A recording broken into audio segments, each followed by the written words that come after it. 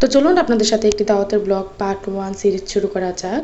তো এটা ছিল আমার চাচাতো ভাইয়ের শ্বশুর বাড়িতে দাওয়াত ছিল ওই দিন। সো এটা সেই দাওয়াতের ব্লগ। আসসালামু আলাইকুম, কি অবস্থা সবাই? আশা করি আপনারা সবাই ভালো আছেন। আপনারা তো আমরা ভালো আছি। এদিকে তো ভাইয়া গাড়ি থামিয়ে কিছু ফ্রুটস কিনে নিচ্ছিল।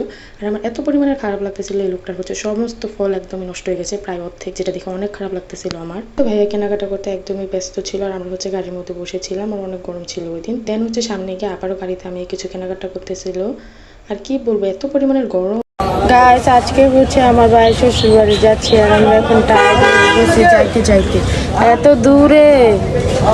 এদিকে আমার অবস্থা দেখে তো বুঝতেই পারছেন কত পরিমাণে টায়ার্ড ছিলাম। আমি না, আমরা সবাই টায়ার্ড ছিলাম। সো এদিকে দেখেন 1.5 ঘন্টা 2 ঘন্টা জার্নি করার পর এত সুন্দর একটা রাস্তার ভিউ দেখলে কারে না ভালো লাগে, অবশ্যই মন ভালো হয়ে যাবে।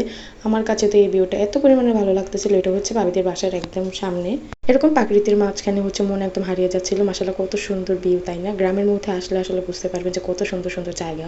মাশাআল্লাহ দিলাম, মনে করি সবচেয়ে সুন্দর গ্রাম, যদি আপনারা গ্রামের মূল্য বুঝেন।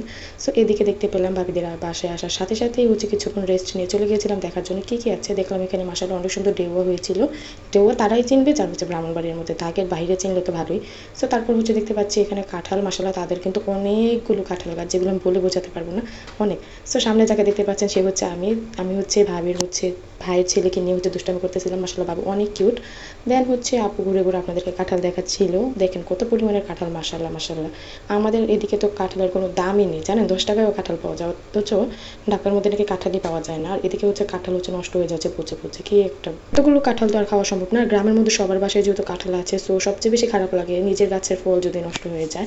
এদিকে দেখেন মাশাআল্লাহ অনেকগুলো কাঁঠাল আসছিল, অনেক পরিমাণে তাদের বাসায়। আমরা আসার সময় কিছু কাঁঠাল নিয়ে আসি তাদের এখান থেকে, কারণ যখন গিয়েছিলাম তখন অনেক পরিমাণের গরম ছিল, আর এই গরমে কেই বা কাঁঠাল খায় বলেন?